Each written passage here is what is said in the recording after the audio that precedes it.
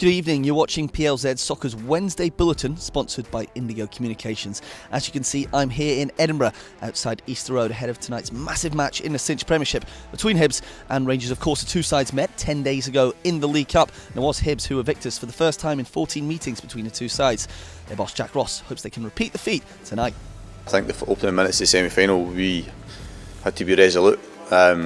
I think the opening goal helped us in terms of changing the dynamics a little bit. I think there's slight changes to the way they've played in these two games in charge that we're aware of and that we'll have to deal with. But the threat that we've posed in recent games and we posed in the semi-final, we'll believe that we'll carry that again, irrespective of who's in charge.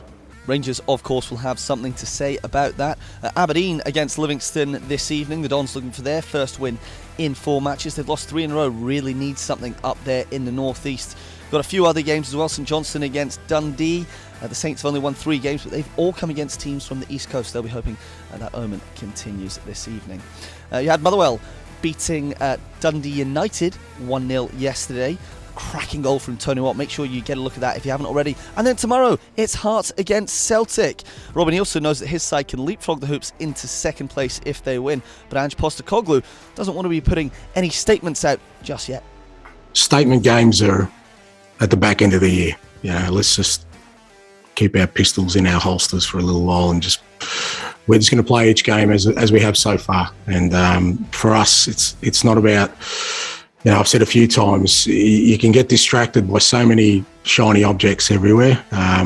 What we want to do is make sure that when we play our football and the game day's on, we're ready for that challenge. Because if you start thinking that somehow a result tomorrow gets you something shiny and glittery, then you lose focus on what's important. That's all from me. Thank you very much for watching. Don't forget you can catch up with the football show that was on a little bit earlier on our YouTube channel and tune in again at 4 o'clock, the same time every single day as we break down all of tonight's results.